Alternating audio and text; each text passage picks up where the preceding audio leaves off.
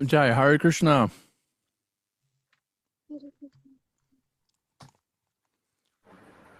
How is everyone? Hare Krishna Prabhuji. My humble obeisances. Hare Krishna Prabhuji. Hari, Hari, Hari. Hare Krishna Prabhuji. Is this our second to last meeting? Or do we have another session of 3 next week? This is it, huh? This is it. This is it. Wow. Tomorrow you have another engagement, as we understand. So we have Yes, Prabhu. Thursday. Yeah. Okay. Well, I feel embarrassed with Bimal Prasad Prabhu here. Come on, I'm leaving. You should give the class. Seriously. I should leave then. Yeah. Well, I mean, Your classes, they act as a refresher for me. In all Come my again? all my honesty. What'd you say? It's what? I'm saying your classes act as a refresher for me. In all my For honesty. you. I'm saying, So yeah. what? So you can take a break from teaching? Everything. It's just like when I hear you, it's just like, No, God, come on. it relieves so much of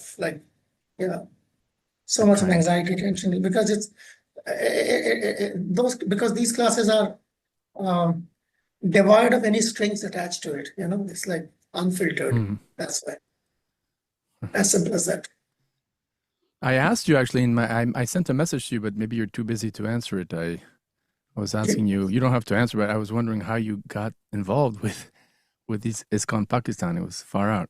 Ask them. They will tell you. Okay. Anyone want to say how did Bimal Prasad Prabhu get involved with ISKCON Pakistan? I'm curious to know. They will tell you. There are quite. Yeah, go ahead. Someone like to volunteer and briefly tell the story?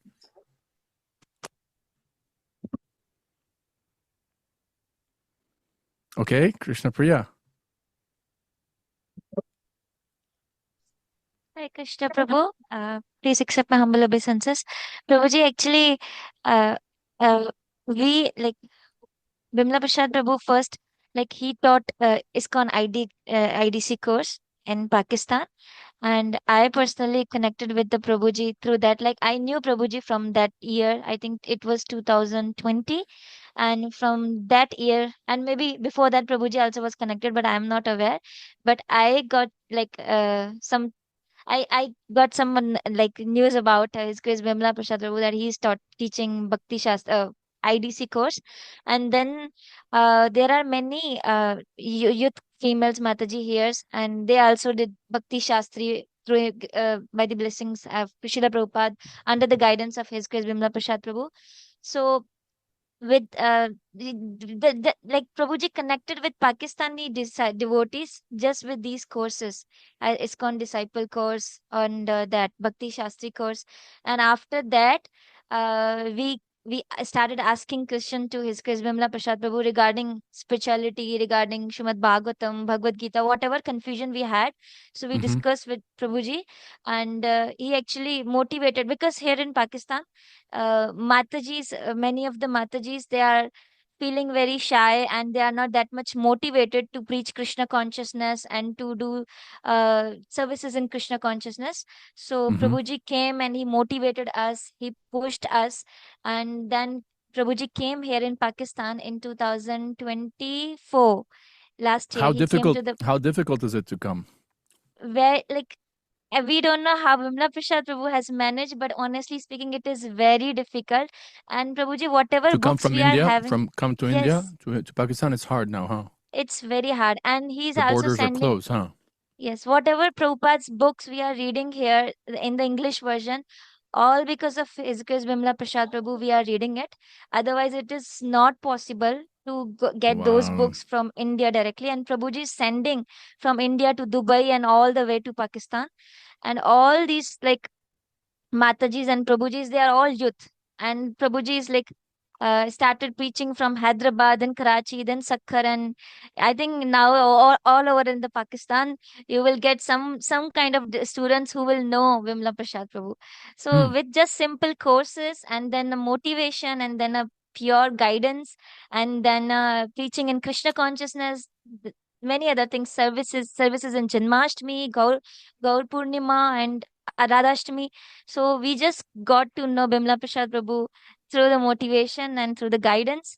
So, and these all are students, I think, under the guidance of Bimla Prasad Prabhu, we all Matajis, we started, or all Prabhujis, they started the preaching group, and in which we all are studying and discussing Prabhupada's one book, either Hare Krishna Challenge, either Perfect Question and Answer, either Bhagavad Gita. And through those books, we are collecting the students from universities, and all these are the university student. So through the chain, I think that was the courses, and then motivation. And then Prabhu came here to teach us DT worship course. You won't believe, Prabhu, but many of the Matajis here know how to do Mahabhishek. In the temple standard, not that likely totally to the temple standard, but nearly equal to that. And in a very pure way, they know how to do DT worship very, very with that two principles you were mentioning also in one of your classes, that cleanliness and punctuality. So this is the whole journey. I haven't missed many points, and other Matajis, they can conclude it. Thank you so much, Hare Krishna. You're popular. Yes, he's Vimla he's Prasad very Prabhu. popular. Yes, he's very. I think I It, have it, been like patronized and indulged very well. Here, Jai. Chandra, you see, right? So much patronization and indulgence. But truth, true spoken, true words, true words. It's like Speaking truth. highly exaggerated. Highly exaggerated. no, it is Get not, this Prabhuji. Mhm. Anyway, please continue, bro, with the class. Otherwise, just like this is like simply waste of time. Krishna. No, glorifying the devotees. I wonder, is today in Pakistan the disappearance day of Murari Gupta, or is it tomorrow? It's today, Prabhuji. Is it today also for you? Well, that's great. So may Murari Gupta bless us. We'll speak a little bit about him. Right. Okay, let us do a little kirtan. Everyone's muted. Don't unmute yourself, please. Not because, of anything personal. It's just, it makes the kirtan easier for everybody if everyone except the lead singer is muted. Jai. Srila Prabhupada ki jai.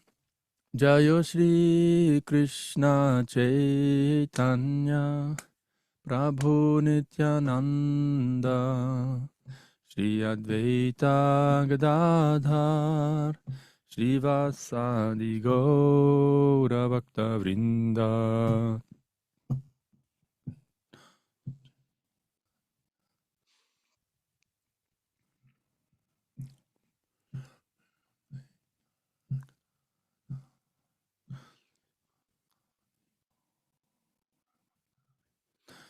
Jayo Shri Krishna Chaitanya Prabhu Nityananda Shri Advaita Gadadhar Shri Vasadi Gaura Bhakta Vrinda.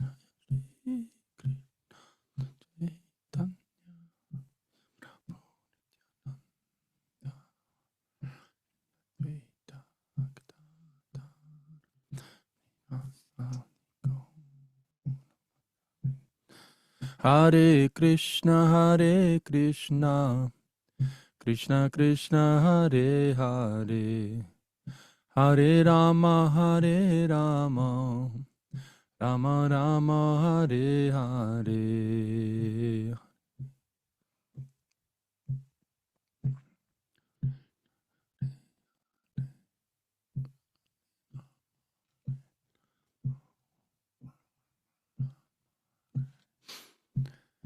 Hare Krishna, Krishna Krishna, Hare Hare, Hare Rama, Rama Rama, Hare Hare.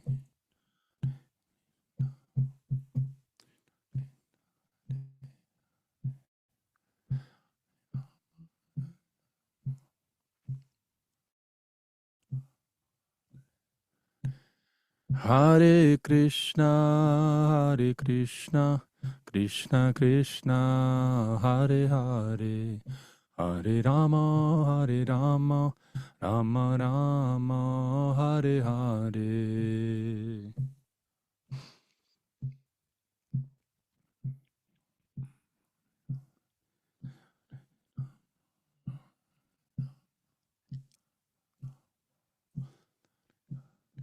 Hare Krishna, Krishna Krishna, Hare Hare, Hare Rama, Rama Rama, Hare Hare.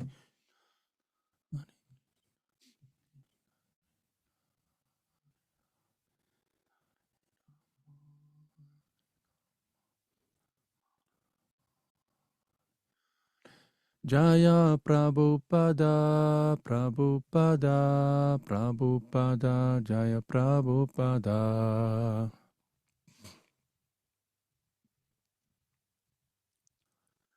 Jaya Jaya Prabhupada, Prabhupada, Prabhupada, Jaya Prabhupada.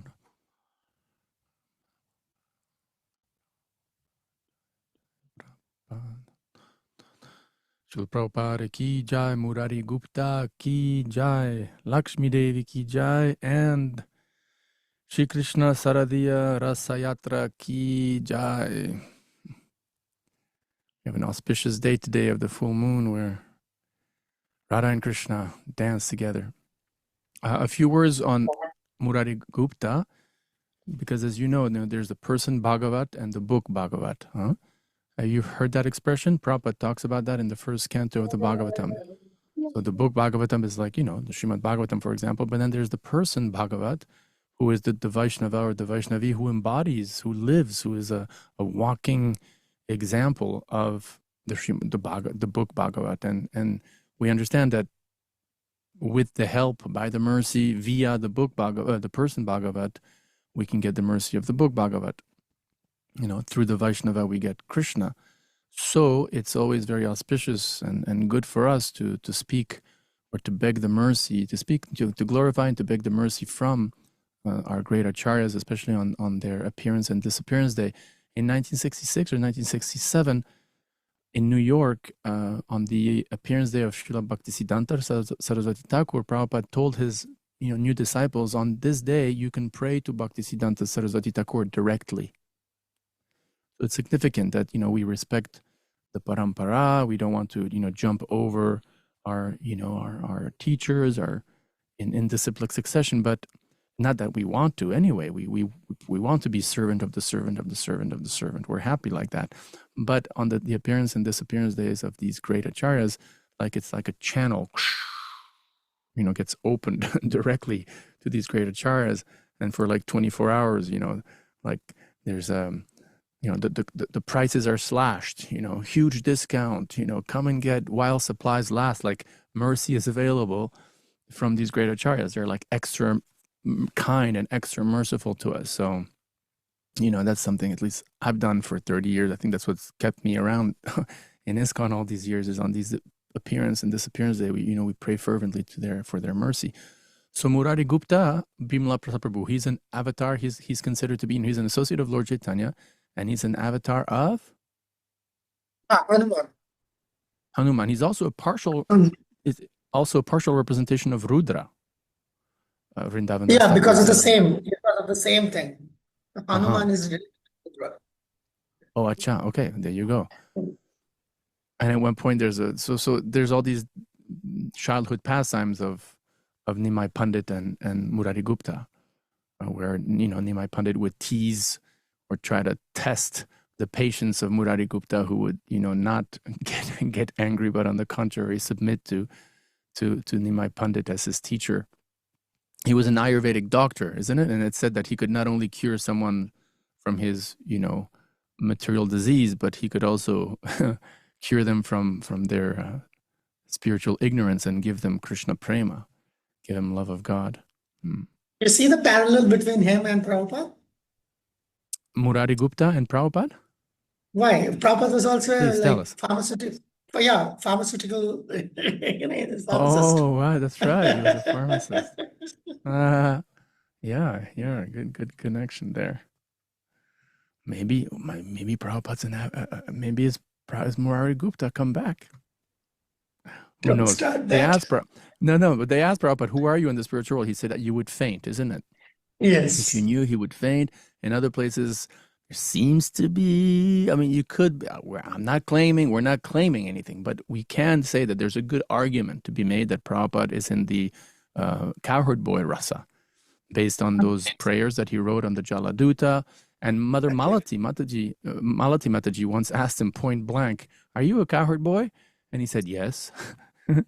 Really? So, yeah. Really? Malati says that. Yep. Wow, I Yeah. never heard that. Yeah. That's As good.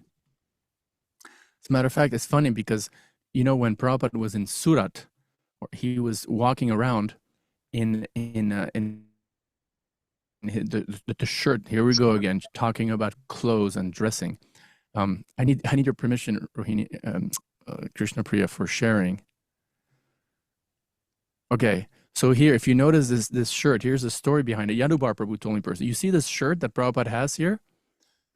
This is not your, North Indian Vedic Muslim. This is a six. It's a shirt. This is a typical American shirt with a pocket and a mother of pearl buttons and big long, like, what's it called, like collar.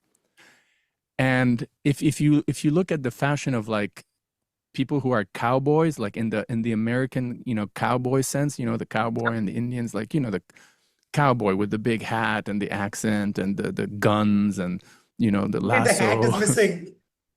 But so here's the story behind this shirt. Well, first of all, the fact that Prabhupada would wear this shirt in India in 1973 is just revolutionary when you think about it. Like, he's wearing a typical American style shirt from Texas, with a huge long collar, on the side Can you send with this mother of photograph to pearl me? buttons.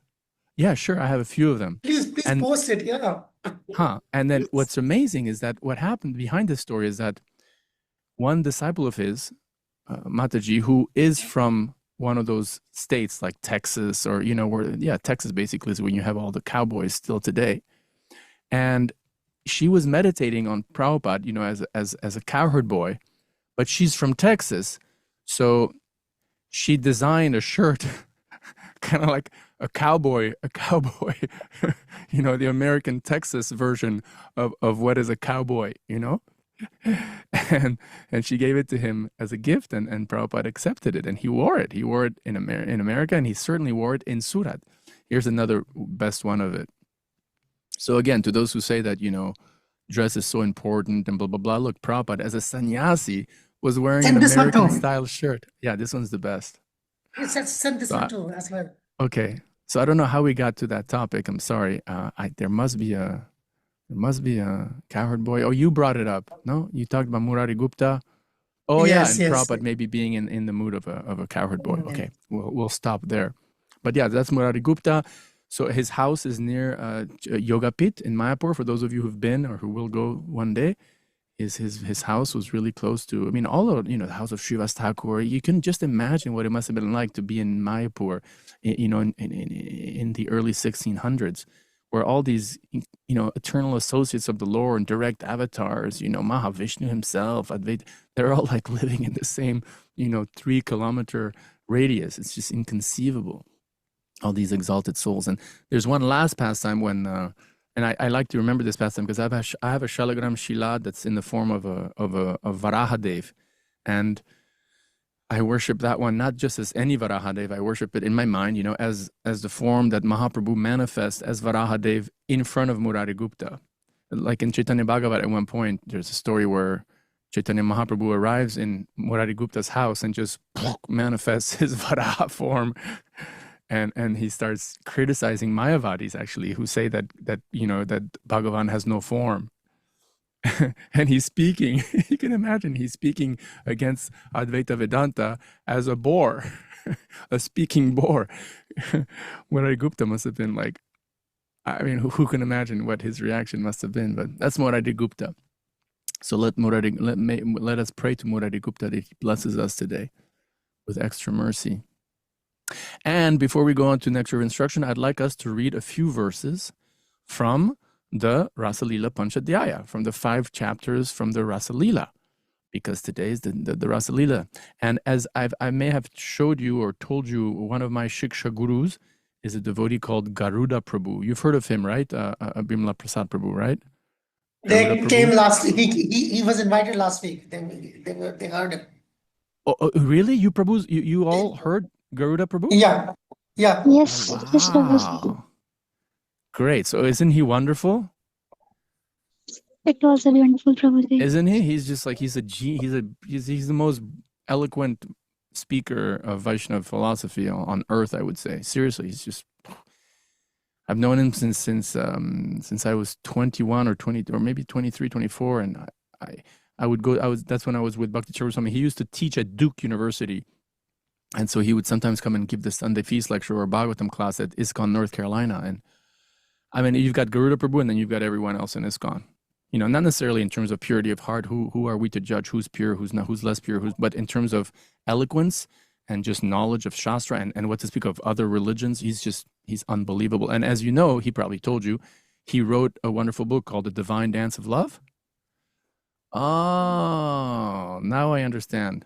Because one of you on Instagram posted something that says Divine Dance of Love, and I'm like, where, you know, that's a Garuda Prabhu expression. So now I get it. Now I get it. So in his, Sorry to interrupt you. He said a Please. very best line that the only Sanskrit I know is that Hare Krishna. He said this many times. He knows Sanskrit very well. So let us read a few stanzas from chapter 29, because his translation in English is just exquisite. Okay? So this is not jumping over Prabhupada. I'm sure Prabhupada would be very proud. And it's not like we're getting in, absorbed in, Rasika stuff and, because, if you just as a history, in the 1970s, sometime in the 90s, in Los Angeles, actually, there was a devotee some devotees created the Gopi Bhava Club. Bhima Prasad Prabhu, you've heard about that, right? Yeah. So there was a group They of need to devotees know as well. Huh? They also need to know that. Yeah, so there was this group. It was not done like in a demoniac, mean, ill-spirited way. It was just, innocence and just maybe misplaced innocence. So there was a group of devotees who started the Gopi Bhava Club. So they started thinking that, the pastimes of Krishna in Vrindavan, especially the Madhurya Rasa pastimes, Krishna Lila and with Radharani and the gopis, that's really the best. It's the highest, and that's all we really need to focus on. So they would just read only those passages from the Krishna book, and they were just they started having this mood that, we are better than all the other devotees because, we are the Gopi Bhava Club. And when Prabhupada heard this, he was furious, he was furious. He stopped it right away. I think it wouldn't be a speculation to say that Prabhupada was very much in the mood of, serve the mission of Lord Chaitanya. That's it. You want your Gopi Bhava stuff? Serve Mahaprabhu. Go to Pakistan and preach, or go to Nigeria and preach. And that's your Rasa Leela, to the point where, for example, my Guru Maharaj Bhakti Charuswami, he tells this story, and it's in his book, Ocean of Mercy. He witnessed how in 1977, a few months actually before Prabhupada passed away, one devotee came to Prabhupada and said, Prabhupada, can you please tell me what is my Siddha Swarup? We talked about that. Who am I? Am I Manjari? Am I Gopi? Am I a cowherd boy? Like, what is my Siddha Swarup? And according to Bhakti Charuswami, Prabhupada became so furious. First of all, he was shocked. He could not even reply. Like and then finally, the only thing that could come out of Prabhupada's mouth, supposedly 3 times in a row, was, your Siddha Swarup, you rascal. Your Siddha Swarup, you rascal. Your Siddha Swarup, you rascal. And then apparently according to the story, he cooled down a little bit. And then he told his disciple, don't worry about what is your Siddha Swarup. When you'll be qualified, I'll reveal to you what is your Siddha Swarup. So Prabhupada was very much in the movie, service. But then, I'm sorry, but we can also take the other extreme. And, even after a few years of Bhakti Yoga, serious Bhakti Yoga, like all you are serious Bhakti Yogis and Yoginis, and, what to speak of 30 years later, still somehow it's taboo. It's taboo. Oh, no, you should never read the Rasa Leela chapter, which is nonsense, which is absolute nonsense also, So since today is a day when Krishna danced with the gopis, let us very respectfully, and praying to the parampara, read a few paragraphs of Garuda Prabhu's translation. So why don't we just finish with the list of devotees who we had from yesterday? And I think we stopped at, if I'm not mistaken, who stopped? Who was the last one to read yesterday? Was it Nimerta or Bana or Damni? I forgot. Who was the last one to read yesterday? Or Pinky? It was Nothing. Doshna. Doshna. Huh? Can you say that again? I think it was Doshna. Okay, so now is Damni with us? Hare Krishna, yes, Prabhu. Krishna and Bina also. Right. Well, was Doshna the last one to read yesterday? Yes, right? So Damni you can read, and then Nimerta, and then Bhana, and then Lakshmi. Okay? And then Roshni, and then Varsha. And then we'll start a new list. So we can read together. And here you have to actually go to the shared screen, because I very much assume you don't have at least Garuda Prabhu's translation. So please go ahead. The illustrious son of Vyas spoke. Even the beloved Lord, seeing those nights in autumn filled with blooming jasmine flowers, turned his mind toward love delights, fully taking refuge in Yogamaya's elusive powers. So Then let the me just, okay, I'll just pray. Yeah, we can read two each, but just this is interesting. This is a very interesting point. Here, you see, you know the difference between Yoga Maya and Mahamaya, right? We talked about it, I think, once. Mahamaya is the kind of Maya where, like breaking the temptations to break the four regulative principles, isn't it? That's Mahamaya. And then Yoga Maya is the kind of divine illusion which makes the intimate, pure associates of Krishna forget that he's God, not so that they can fall into sinful life, but because they can have more intimate relationships with Krishna, isn't it? Because if you always know that Krishna is the Supreme Personality of Godhead, how will you dare jump on his shoulders? How will you dare put a flower in his mouth when his eyes are closed? How will you dare chastise him because because he came late to meet you at night, etc. So this is Yoga Maya. So it's interesting that at the very beginning of the Rasa Lila pastimes, Krishna, the Supreme Lord, takes full refuge in Yoga Maya's elusive powers. In other words, he's like, you know what, Yoga Maya, here's the key to the car. Here's the key to the car, you drive. I'm no longer in charge. It's almost, I mean, God is always in control, but it's almost like God is saying, I abdicate. You know what abdicate means? In Europe, at least, the kings had a scepter, like some sort of club with either an eagle or a lion, some sort of, it's called a scepter, which was the symbol of you being a king. Okay. And when you abdicate, when you give away that scepter or you put it down, that means you give up your position as king. So in a way, here in the first verse of this these, by the way, Vishwanath, and I learned this from Garuda Prabhu, Vishwanath Chakravarti Thakur says that of all of Krishna's pastimes, this Rasa Lila is the crown jewel. It's the crown jewel. There's nothing higher than Rasa Lila in terms of, there's nothing higher than that. So here in the very first verse, it's beautiful how it's established by Shukadev Goswami that God sort of surrenders to his own Yoga Maya. And I like this analogy of, let's say you're driving a car and you give the key to somebody and say, okay, you drive now. So God himself is giving the key, so to speak, to Yoga Maya and says, go ahead, you. In other words, you arrange, you be the orchestra, the conductor now. It's wonderful. So Damni, read one more and then we'll have the next reader. Then the moon king among stars arose, spreading smoothing reddish rays over the face of the eastern horizon, dispelling the sorrow from those who looked on as the lover caresses his beloved's blushed face, consoling her after long separation. Thank you. So next, after that, I think we had Nimerta. Hare Krishna.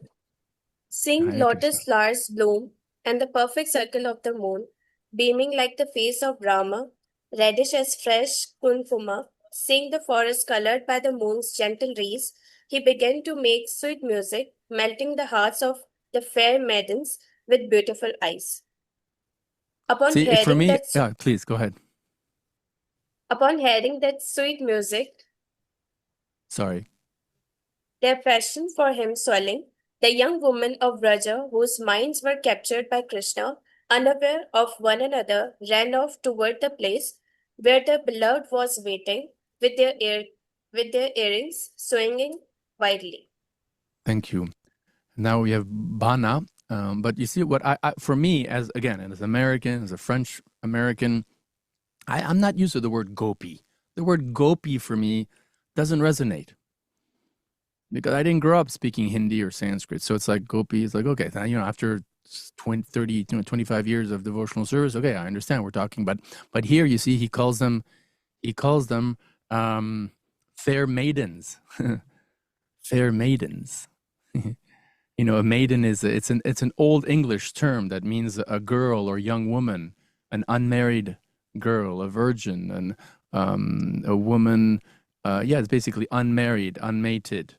An innocent maiden. So it's a very, very much of a Western term. And so for me, I'm able to sort of meditate on Krishna and the cowherd maidens or the gopis in a way that, through a filter of language that is more, that I can sort of identify with better. So they hear the music, they start running to him. And then, Bana, are you with us? Yes, Prabhuji. Go ahead, please. Read too. Some left abruptly while milking the cows. Due to excitement, the milking had ceased. Some left the milk as it boiled over. Others departed, leaving cakes on the hearth. One more. Some suddenly stopped dressing themselves. Others no longer fed children their milk. Some left their husbands who had not yet been served. Others, while eating, abandoned their meals. Some Wow. were It's like, imagine you're nursing your child, you hear Krishna's flute, and you're like, sorry, darling, put you to the side now. and you run to Krishna. Sorry, darling, I've got something more important to do. For us as conditioned souls, in men or women's bodies, it's hard to conceive of that. But the idea is that, Krishna is the original husband of every jiva, He's the husband of the gopis' husbands, That's because people sometimes they criticize the Rasa Lila of Krishna. Krishna is immoral, dancing with other men's wives. No, the point is every jiva is married to Krishna, where every jiva emanates from Krishna. Mamaevam so jiva loke jiva bhuta sanatana. So actually, it's you could say it's immoral of one jiva to consider himself the husband of another jiva, when actually the original husband is Krishna. So we've got a few more. We got three more. So Lakshmi and Roshni and Varsha. Is Lakshmi with us? Lakshmi, are you here? Going once, going twice. Okay, she's not here today. Then we've got Roshni. Is Roshni with us? Yes, Prabhuji, I am here. Okay, go for it. Some were massaging their bodies with oil. Some were massaging their bodies with oil or cleaning themselves. Others applying ointment on their eyes, their garments and ornaments. Is utter disarray. They hastened to be with Krishna. Their husband, father, brothers, or relatives endeavored to detain them. Since their hearts had been stolen by Govinda, they who were Entranced. They who were entranced. entranced. Entranced is like you become in a trance. They were like put into a state of samadhi, by Govinda, who stole their hearts. They did not turn back. So you can imagine, the husbands and the older brothers and the parents are like, well, stop, where are you going? And they're like, get out of my way, and they, it's probably like they're pulling the husband or the fathers, the brothers are trying, trying to detain them. That means probably stopping, holding their clothes or somehow or other, and still they break free, and those who are not able to leave will have Roshni tell us what happens. Good. Some gopis. Hare Krishna. Some gopis, unable to leave, had gone inside their homes with eyes closed, fully absorbed in love. They meditated upon Krishna. Go ahead. The intense burning of unbearable separation from their dearest beloved disrupted all inauspiciousness. Due to the joy of embracing Achyuta attained through meditation, even their worldly happiness was lost. And what happened? Just read one more, because this is what happens to them. Certainly, he is the Supreme Soul, though they know him intimately as their lover. They relinquished their bodies composed of material elements, and any worldly bondage was instantly destroyed. So here, according to this verse, like they left their bodies, they left their bodies. And you see this notion of Yoga Maya, Shukadev Goswami establishes that Krishna is the Supreme Soul, isn't it? But they knew him only as their lover. They didn't realize that he's the Supreme Personality of Godhead. They only saw him as a lover, isn't it? And so what is that? Is that Yoga Maya or Mahamaya? Yoga Maya. Yes, it's Yoga Maya. Okay, we'll read a couple more with our last reader, Varsha. Scene 2, so to speak. You can read. This is Parikshit saying here. Hare Krishna.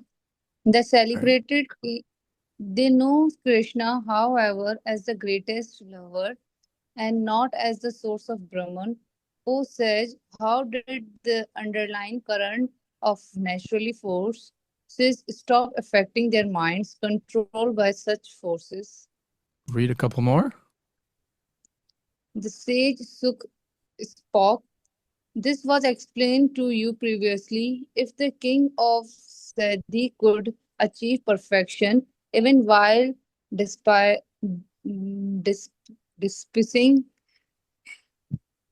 Hirshikesha, why would not they so dear to Adhokshaja be much more likely to do so? For the purpose of benefiting all, O King, the beloved Lord manifests himself. Let me ask this question. He's imperishable, immeasurable, unbound by the forces of nature, the soul from whom such powerful forces arise. What 2 verses, and we'll finish with this, what 2 verses from the Bhagavad Gita, this one shloka, reminds you all? For the first one, the purpose of benefiting all, the Lord comes or manifests himself. What verse is that? Remind you of? Paritranaya sadhunam vinashaya. Yes. That's very good. Did I tell you the first day when I used to distribute books in Prabhupada in the Los Angeles airport, sometimes Indian people would come, like Hindus, and I would try to, sell them Bhagavad Gita. Yes. And every time they would say, we are knowing Bhagavad Gita, like, leave me alone, we are knowing. So I got so fed up. So I started asking them, okay, then what's your favorite shloka? And they were shocked. But then when they would like, some of them would say, yada, yada, hida. Like, always it was yada, yada, hida. So then I got to the point where I was like, okay, what's your favorite shloka? And you cannot say yada, yada or paritranaya sadhanam. And then they were stuck. So that's the first one. Very good. You all guessed it. And then the second one, the soul from whom such forces of nature arise. That reminds you of which shloka?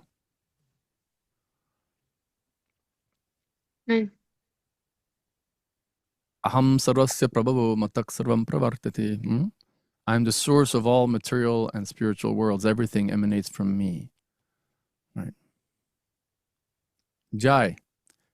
Now, last one. I'll finish this one. This is a nice instruction to us. Desire, anger, fear, and certainly loving attachment, intimacy, and affection should always be directed toward Hari. So, you have a desire directed towards Hari. Anger, you have to direct it to Hari. Fear, you have to direct it to Hari. And especially your loving attachment, your intimacy and affection should be directed toward Hari. Doesn't mean that you all become sannyasinis, never get married, never show, love to your husband or to your children. But it means that love that you show to your husband, to your children, to your family members, to your friends, and so on, is originally, the love that Krishna has for you and that you have for Krishna, and then some of that spills over, towards other close family members that you, and then in that way you can love them even more dearly, because it's not just mundane material love; it's spiritual, selfless love, prema. Okay. The Rasa Leela of Lord Krishna ki jai. And now let us go to our, in French they say, to our muttons. Nos moutons. Let us go to our muttons. Okay, we're going to talk about the holy name. So, anybody wants to read? Who haven't read just now? Yeah, but please, those who haven't read today, because otherwise it's not fair.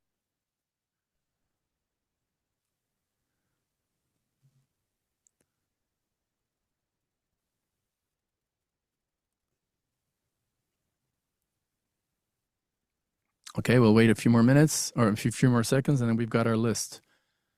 Yeah? Okay. Okay. Who asked? Well, first, here we got the list. This is, we've got our list here. Oops, sorry. It starts with Mehak. And then Naina and Hitika and Gitika and Jaikumari, Riya, Bharka, Komal, Roshni, Pinky, and Malika. So we'll start with Mehak. And if I made a mistake, let me know. Hare Krishna. Oh, we had Gitika and Komal from last time, or not? Anyway, I'm sorry. Look, it's not a big deal.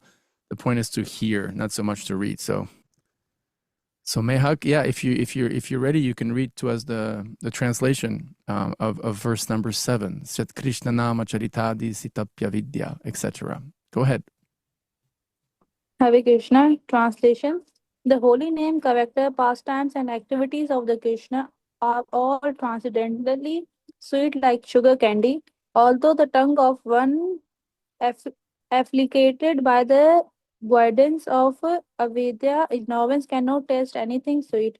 It is wonderful that simply by carefully chanting these sweet names every day, a natural relish awakens within his tongue and his disease is gradually destroyed at the root.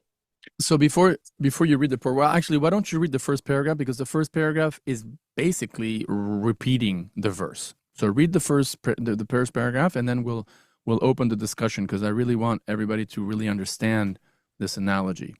Hare Krishna, Prabhu, sorry to interrupt. Actually, I'm saying that can you please share your screen? Come again, Gitika? Can you please share your screen? Oh, yes.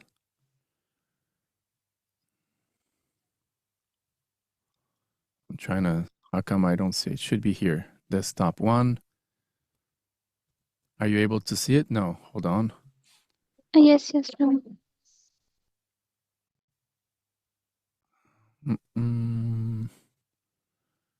Okay, here we go.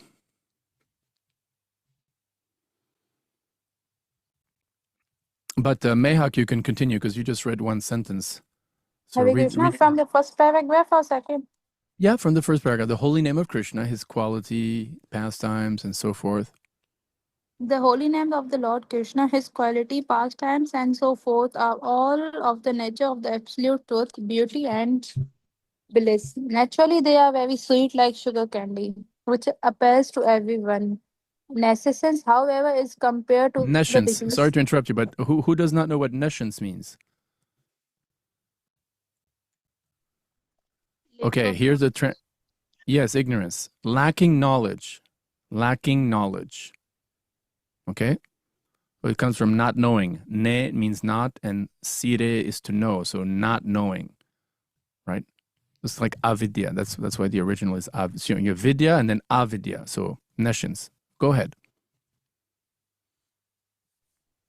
However, is compared to the disease like jaundice, which is No, caused by yeah, sorry, it's called jaundice. jaundice. Jaundice. Does anyone know what jaundice means? No. A medical condition with yellowing of the skin or the whites of the eyes arising from excess of the pigment bilirubin, bilirubin, and typically caused by obstruction of the bile duct, by liver disease. So it's a liver problem, and what happens is when you have this liver problem, your skin becomes yellow, your eyes become yellow, and especially, and that's the whole point, you see Prabhupada says, attacked by jaundice, the tongue of a diseased person cannot palatably relish sugar candy. Rather, a person with jaundice considers something sweet to taste very bitter. You get it? So when you have jaundice, anything sweet tastes bitter. It's not because it's not sweet, it's because you have jaundice. Okay? So remember that's the first part of the analogy. And now the second part of the analogy, please continue here with avidya or ignorance. Avidya. Avidya, ignorance, similarly perverts the ability to relish the transcendently palatable name, quality, form, and Palatable. Sorry, I have to interrupt you because, these are like important words. Palatable. What does palatable means? Palatable? Tasty. Okay? Tasty. So please go on. palatable names, quality, form, and pastimes of Krishna. Despite this disease, if one with great care and attention take to Krishna consciousness, chanting the holy name and having Krishna's transcendental pastimes, his ignorance will be destroyed and his tongue unable to taste the sweetness of the trans, transcendent nature of the Krishna and his paraphernalia. Such a Paraphernalia weaker means everything related to Krishna. So Krishna's name, Krishna's leelas, Krishna's home, Krishna's flute, everything related to Krishna. Such a recovery of spiritual health is possible only by the regular cultivation of Krishna consciousness. Okay, so thank you, Mehak. So does everyone understand the analogy here? Can everyone lower their hands and then we'll, because now we don't know if you're raising your hands because of you wanted to read. So please, everyone lower your hands.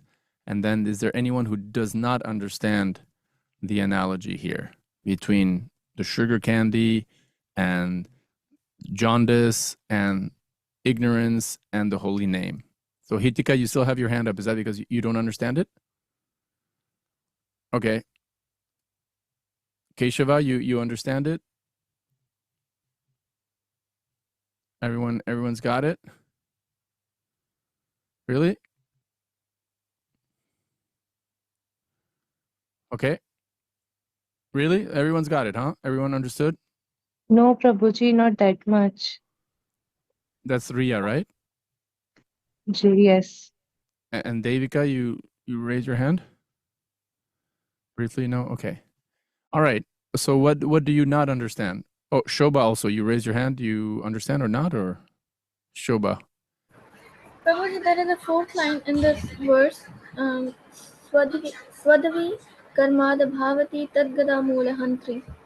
Can you please explain or elaborate this line? Okay. I'm not a Sanskrit scholar, so I will try my best. The third line, which one? Which one did you say? It's fourth line. Swadikramad. Okay, let's look at the word for word. Swadvi, relishable. Kramat, gradually. Bhavati becomes tadgada, of that disease. Mula, at the root. Hantri, destroyer. Okay, so we'll explain that in the explanation. So sugar candy is sweet. We all know that. We all understand. Sugar. Any type of candy is sweet, right? So what is the candy compared to in this verse? Anyone who hasn't spoken yet? Krishna's name. Okay. Now, someone who hasn't spoken yet, Krishna's name and sugar candy. Now, what's the other analogy? Wait, Gitika, let's ask someone who hasn't spoken yet. I mean, we appreciate your enthusiasm. It's great. Activities. At the same time, okay, Past Mehak, tense of Krishna. Devika. So, who spoke there? One Prabhu, one man. Rohit, you spoke, right? So, can you say that again? Krishna's qualities. Familiars.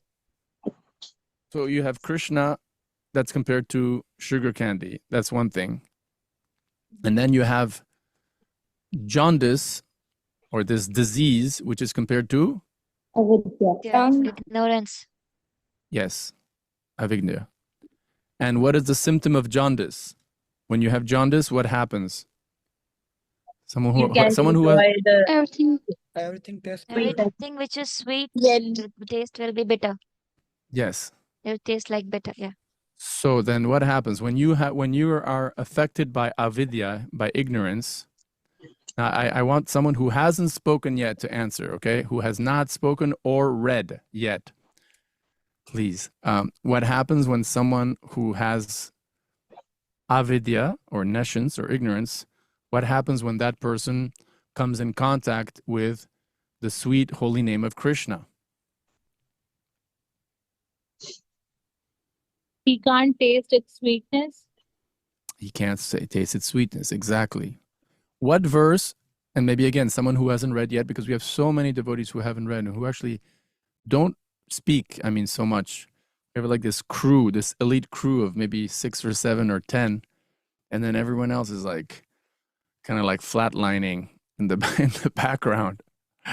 So now I lost my train of thought. The sweetness of Krishna's holy name. Yeah, so when you chant, when you come in contact with Krishna's holy name, you experience it as bitter. But is Krishna's holy name sweet originally, or in its pure state? Or it's always pure, but yes, right? Everyone's nodding. Yes. Now, here's the other factor in this analogy. Now, today, if you have jaundice, you go I'm not a doctor. Oh, you are all doctors. So like, you know better than me what is, the 2025 allopathic remedy for jaundice. But in pre-industrial 16th century India, what was the medicine for jaundice? Sugarcane juice. Sugarcane juice, yeah, or sugar candy, yeah. Sugarcane juice or sugar candy. So did that sugarcane juice or candy taste bitter? Yes, Prabhu. If you had jaundice, it was like nasty to take this jaundice, What's his name? I don't know if he was with you. When I say that, I don't mean disrespectfully. I forget his name. He wrote a book called "What Is the Difficulty?" He was Prabhupada's personal servant for a long time. Shrutakirti Prabhu. Shrutakirti Prabhu. So he remembers one time he got jaundice, and he mentions how he tasted sugar candy and it was like really bitter. So in those days you have jaundice, what do? You have to force yourself. That's the point. You force yourself. I hate this sugar candy. I hate this sugarcane juice, but I've got jaundice. I got to keep taking it. Oh God, it's so bitter. I can't do it anymore. I got to keep doing it. And then one day, boom, it tastes sweet. And so what does that mean? That you no longer have jaundice. So can someone explain, who hasn't spoken yet, what's the analogy then with chanting the holy name?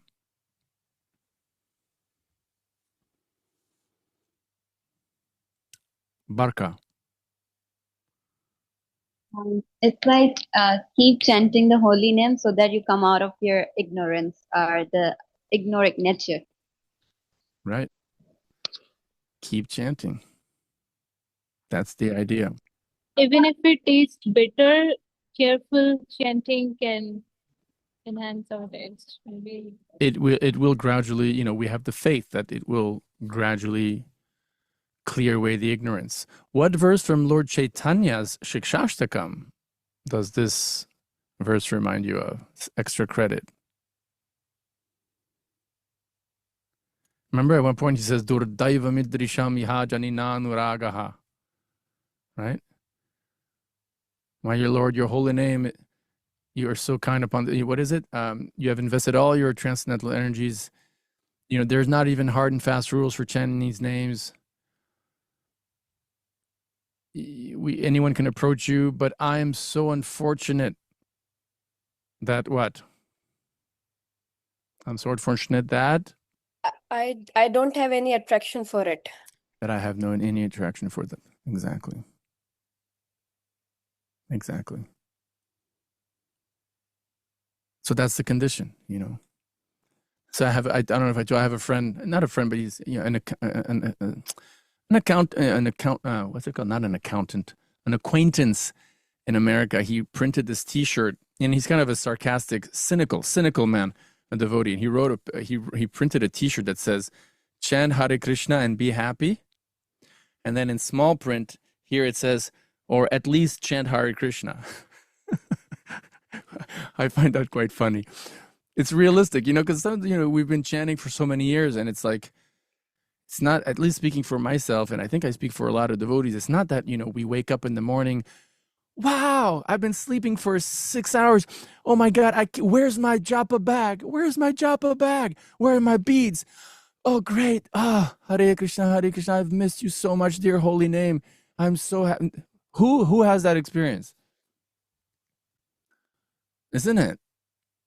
That's why one time Prabhupada saw some bead bag hanging on some door or something. He said, whose beads are crying there?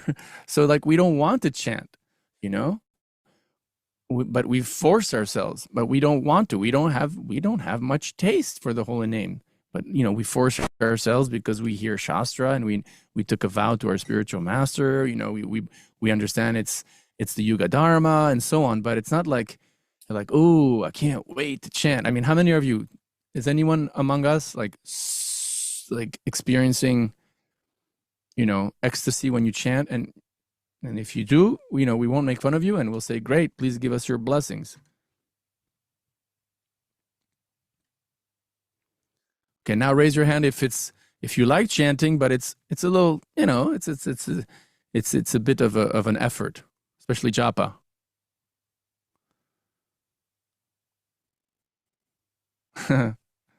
And then what about everyone else?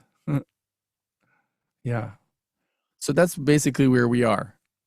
We're at that state. But you know that verse by Rupa Goswami? Does anyone know this verse by Rupa Goswami? I don't know if Bimal Prasad Prabhu is with us, but there's this famous verse by Rupa Goswami where he says, when I chant the holy name, I wish, what does he wish? That he I had have 10,000 years. Very good. And Bimal Prasad Prabhu, you're with us, huh? You know the Yeah, Sanskrit, I think. Go ahead. Tunde Tandavini, something like that. Tunde Tandavini. It's like the holy name is dancing on my tongue. I wish to have millions of tongues and millions of ears. Yes, that's the point. So we shouldn't get depressed. We should just understand that, or at least we should believe. We should believe that, look, we've been around in this samsara cycle for a long, long, long, long time. If Bhagavad Gita is true, we have been, you know, loitering around, as they say, in the, you know, the cycle of birth and death for a long time, like super long time, like lakhs and crores upon crores upon crores, you know, crores to the crores power of lifetimes. And so it takes time to recover from this, you know, foreign, and it's not really, it's actually our own, you know, we as souls, we're supposed to be completely in love with Krishna. And that love is there. It's just that there's a lot of crud. There's a lot of, at least that's what our philosophy says, you know, that there's a lot of conditioning, a lot of ignorance packed up, compressed upon our consciousness for many, you know, accumulated over many lifetimes. But we know what the solution is, and we just keep chanting. We just keep chanting. Anyone have a question before we move on to the next paragraphs? I heard the click. Is that Damni? You have a question? Yes, Prabhu, but not from the text, from the Ras Leela that we read. I've Okay. that session. Please go ahead. There, it was mentioned the gopis who cannot go, they meditate. So my question is, when the gopis are in their menstrual cycle, so what they do? They go or they meditate? I don't know. I mean, I can't. You know, the gopis here that we're talking about. Yeah, I mean, I guess they left their physical bodies, right? So that means they had physical bodies that had their menses. It's beyond me, honestly. And it's not like this is a sort of a one-time occurrence, even though it's an eternal pastime. It's not like they go to see Krishna in the forest once a month. You know, this Rasa Leela is a one-time event, Leela, even though at the same time it's happening eternally.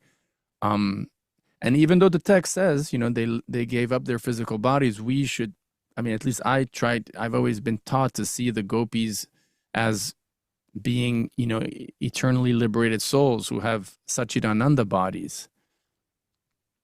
And, you know, do the female, like, do the gopis and the manjaris in the spiritual world, in their Satchidananda bodies, do they have menstrual periods? I don't know. I have no idea. I've never thought of that question, to tell you the truth. I don't know. I don't have a woman's. What? Someone wants to answer this. Yeah, of course, logic do not penetrate that plane. Having said that, logic do not penetrate that plane. So I would say, like, if you see the age group of the gopis and Krishna, it's like premenstrual. Like, it's like before puberty. If you see the age group in the Rasa dance, and I think the gopis are what? Yeah, that's a very interesting Something point. They're like like eight. five. Yeah, 5, Yeah, 7, 5 or 8. 8 years old. So yeah, it can be safe to say that, yeah. Maybe those gopis you can talk about who were nursing mothers. And of course, in that case, there are certain gopis like that, but mostly, as we see, the age of the gopis, they are younger than Krishna. So except those who are married is different. And in those days also, they would marry an early age. Not necessarily everybody will be attain puberty. So that's there. And also, like, you see, even though it looks kind of similar, there's a big difference between ordinary or souls in conditioned souls embodied in female or male, whatever, you know, in female bodies on planet Earth in Kali Yuga, on this planet in 2025, and, you know, the eternally liberated gopis and manjaris of Goloka Vrindavan, you know. Like, we have to be careful not to sort of impose upon that divine, pristine pastime, you know, conditions of this material world upon them, you know. And the answer is, you know, well, I guess, you know, soon enough you'll find out when you go back to the spiritual world. One time, Hriday Nanamarj, as you know, I'm close to him. He had one disciple. I haven't seen him in many, many years. His name is Balaram. And he was really into, like, environmental stuff. He was kind of like an environmental, you know, he's talking about greenery and recycling. And so they were going on a morning walk one time. And then he approached Hriday Nanamarj and says, Guru Maharaj, I have a question. And this is not to make fun of your question at all, Damni, okay? But it has a similarity. And it was, in this case, it was humorous. But this is not at all to make fun of you in any way. But it reminded me, because he was like, is there, like, in the spiritual world, is there some sort of recycling, like when the leaves fall off the trees in the spiritual world, so when they fall to the ground, is there some sort of recycling system that goes on? And then Hriday Nanamarj looked at him and he said, just go there and find out. So this is not to minimize or trivialize your question, but it's the kind of question that I think most of us cannot really answer because we haven't been there in a long time or maybe ever. And Bimal Prasad, you want to say something? No, it's a fact actually. Prabhupada also many times he answers like that. Yeah. Just an aside, even Redanand Maharaj is invited, like next month he will be here. Oh wow, So I'd love to be there when you happen. I wish I was there when Garuda Prabhu was there. I'll send you. Next week we have invited Shana Krishi Prabhu. Oh, from Oxford. Yeah, Cool. next week. Okay, so let's continue with our reading because we're running late. I mean, late. No, it's nice. I mean, we'll get to Radhakund tomorrow, Thursday. We'll leave the whole last day for Radhakund. Who is next on the reading list? Naina, did you read already or not? No, Prabhuji. Okay, then it is your turn to read. And you can read the next one. When a man. When a man. Or a woman, obviously. When a man in the material world takes more interest in the materialistic way of life than in Krishna consciousness, he is considered to be in a disease condition. The normal condition is to remain an eternal servant of the Lord. Jivera Swarupa Haya Krishnera Nitya Dasa. This healthy condition is lost when the living entity forgets Krishna due to being attracted by the external features of Krishna's Maya energy. This world of Maya is called Durashraya. Durashraya, which means false or bad shelter. One who puts his faith in Durashraya becomes a candidate for hoping against hope. In the material world, everyone is trying to become happy, and although their material attempts are baffled in every way due to their nescience, they cannot understand their mistakes. People try to rectify one mistake by making another mistake. This is the way of the struggle for existence in the material world. If one in this condition is advised to take to Krishna consciousness and be happy, he does not accept such instructions. Very This good. Krishna. Wait, thank you. So Durashraya, thank you, Naina. So Durashraya. So what is an example of Durashraya in this world? A false shelter or a bad shelter?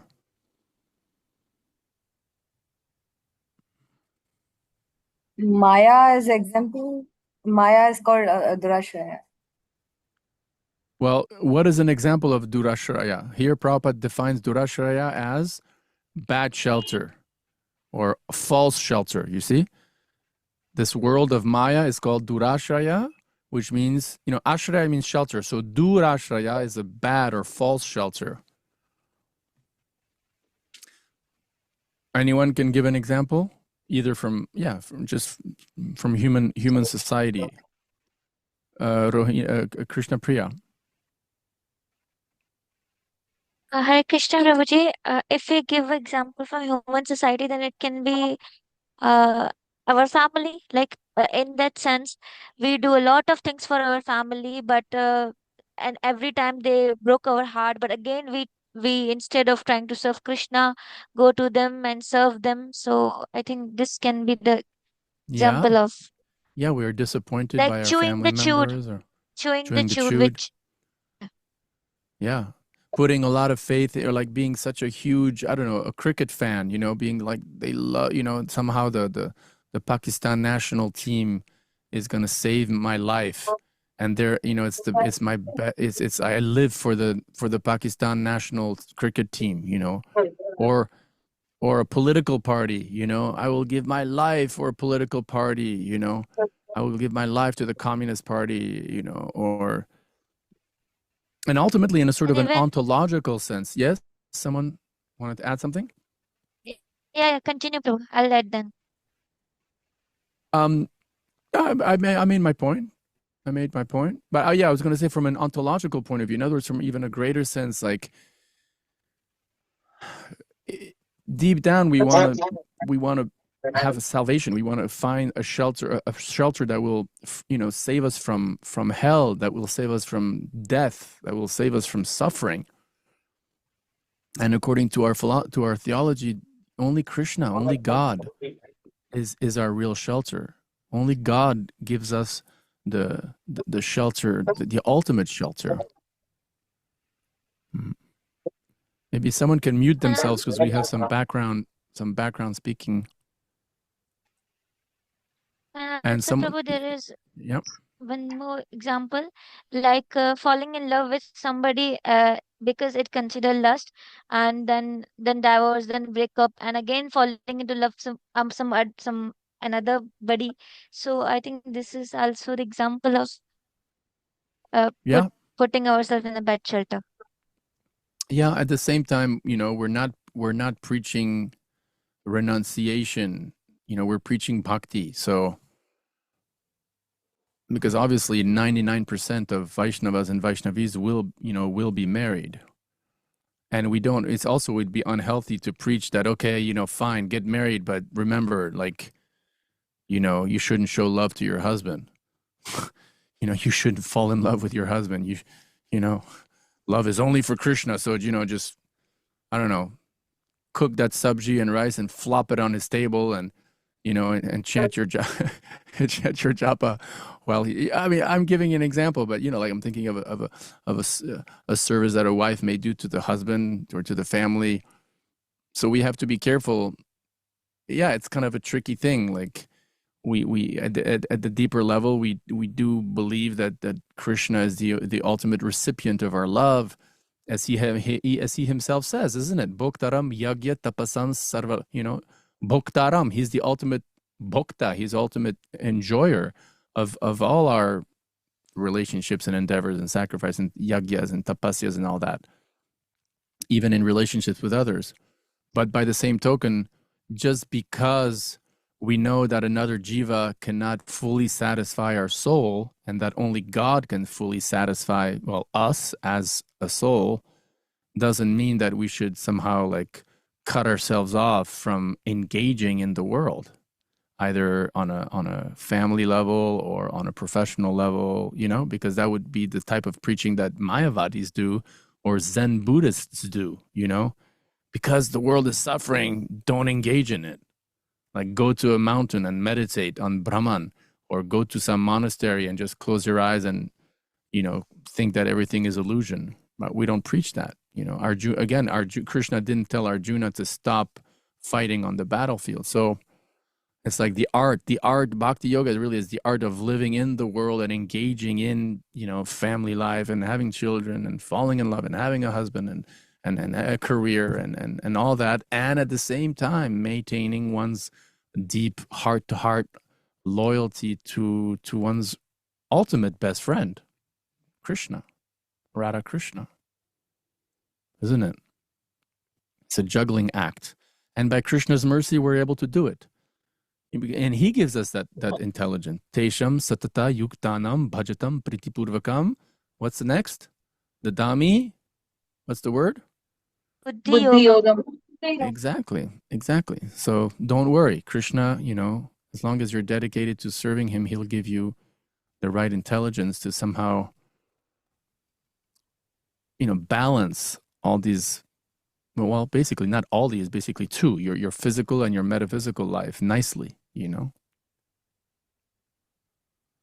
remember, Chandra, that cartoon? I'm pretty much sure you have like that passed through your eyes. That Zen Buddhism, that the Zen Buddhist guru sitting there and the disciple asking the female disciple asking him the question, "Can I use email?" He says yes, as long as there are no attachments.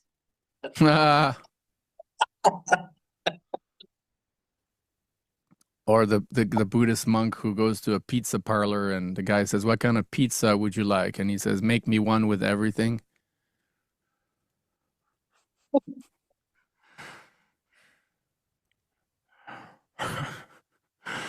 Okay, who wants to read next? I think, well, we've got Hitika now on the list. Hare Krishna. Hare Krishna. This Krishna conscious movement, this paragraph. Yep. This Krishna consciousness movement is being spread all over the world just to remedy this gross ignorance. People in general are misled by the blind leaders. The leaders of human society, the politicians, philosophers, scientists, are blind because they are not Krishna conscious. According to Bhagavad Gita, because they are bereft of all sexual knowledge due to their excess way of life, they are actually sinful rascals and are lowest among men. You Nama- notice Prabhupada's language sometimes is so heavy, Hitika, isn't it? They're sinful rascals. Whoa. Okay, please continue. Namam Duskrinno Muddaha Prapadyante Naradamaha Maya Yapaharita Jnana Ashuram Bhavam Ashritaha. Those miscreants who are grossly foolish, lowest among mankind, whose knowledge is stolen by illusion, and who partake of the atheist nature of demons, do not surrender into me. Thank you. Bhimla Prabhu, would you like to read the next chapter, because paragraph, because it's an important one about this analogy of the Maha Mantra compared to or the holy name being compared to sugar candy.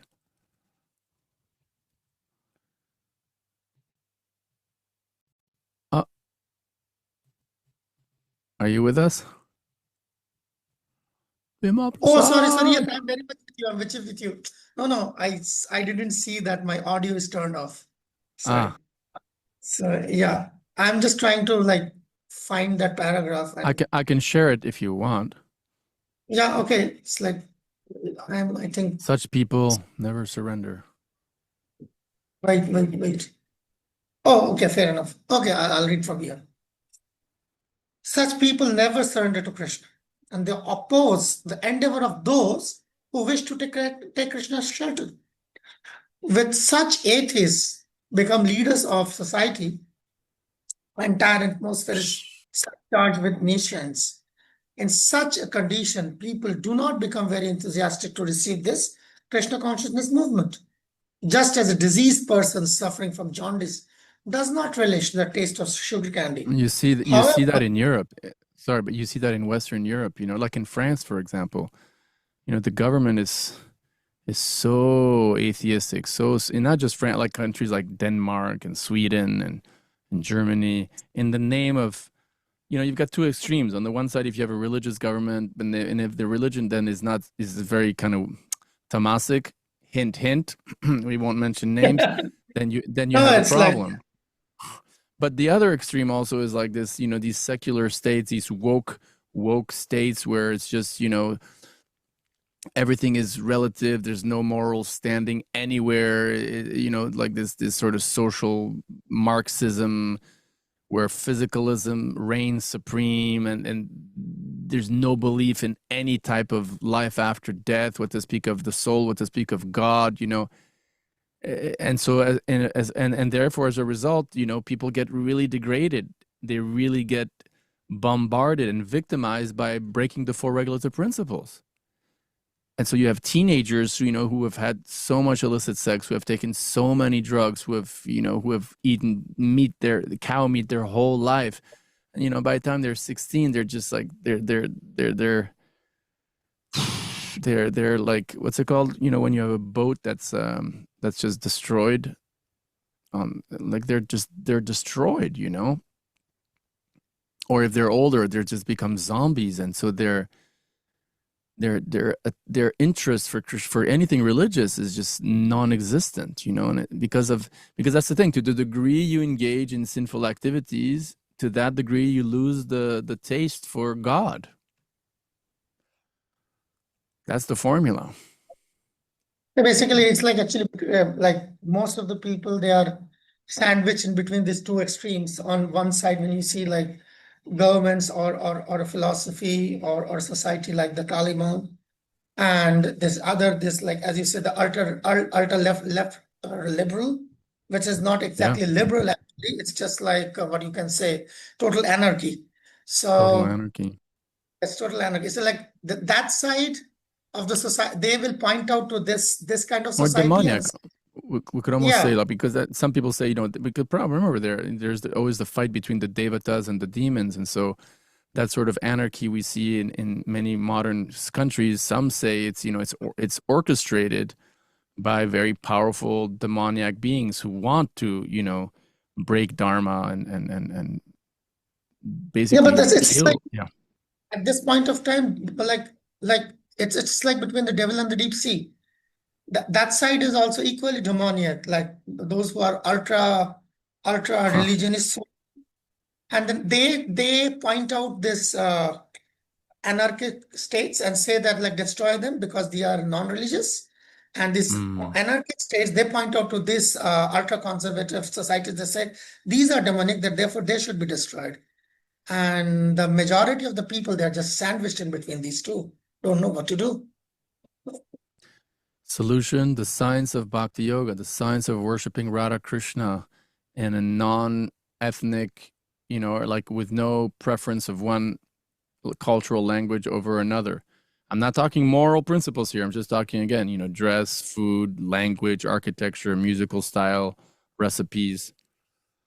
That's the only solution, isn't it? The science of Krishna consciousness, the solution to all this nonsense in the world.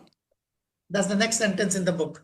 You see that? Is That's it? the next. Go ahead. Yeah. Please go ahead. Similarly, in the present confused state of humanity, Krishna consciousness, the chanting of the holy name of the Lord, Hare Krishna, Krishna Krishna, Hare Hare, Hare Ram, Ram Ram, Hare Hare, is the only remedy for setting the world right.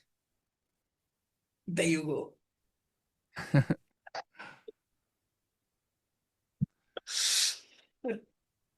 Finish it, please. Okay, fair enough.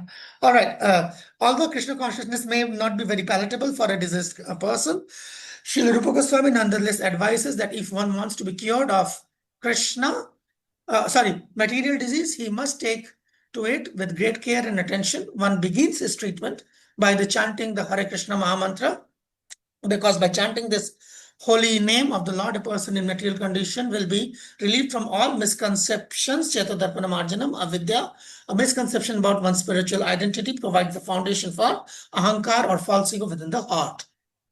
And I'll just read the next. Yes. The real disease is in the heart, Prabhupada continues. If the mind is cleansed, however, if consciousness is cleansed, a person, and this goes back to whoever asked this question about the actual Sanskrit, about the original words here, mula hantri, so it's destroyed at the root. So this chanting doesn't just wash away superficially. Supposedly it really comes at the root. So to cleanse the mind and heart from all misconceptions, one should take to this chanting of the Hare Krishna Mahamantra. This is both easy and beneficial. It's easy, but it's not so easy, isn't it? By chanting the holy name of the Lord, one is immediately freed from the blazing fire of material existence. So we've got one more. The conclusion is that we'll go direct to, we'll skip one paragraph and we'll go to the conclusion. The conclusion is, so now we have, then Gitika is next to read. Maybe you can read the conclusion. And again, if anyone has any question or comments, feel free to interject. And if not, Gitika can read. The conclusion is that in order to get freed from the material disease. Hare Krishna. The conclusion in that is that in order. Prabhu, can you share? Oh, your you screen? lost it. Sorry. Thought you had it. Sorry. Oh, here it is. The conclusion is that in order to get free from the material disease, one must take to the chanting of the Hare Krishna Mahamantra. The Krishna consciousness movement is especially meant for creating an atmosphere in which people can take to the chanting of the Hare Krishna mantra. One must begin with faith And when this faith is increased by chanting, a person can become a member of the society. We are sending Sankirtana parties all over the world, and they are experiencing So now that. Rohit and the other devotees, like mute your speaker, because now Geetika is going to read something that's going to be very disturbing to you. Shunil, go ahead, continue reading. I'm just joking, but you'll see what Prabhupada says here now. They are experiencing that even in the remotest part of the world where there is no knowledge of Krishna, the Hare Krishna Mahamantra attracts to thousands of men to our camp. In some areas, people begin to imitate the devotees by shaving their heads and chanting the Hare Krishna Mahamantra. Only a few days after hearing the mantra, this may be imitative, but the imitation of the good thing is desired. Some imitation gradually become interested in being initiated by the spiritual master and offer themselves for initiation. Okay, so think about it.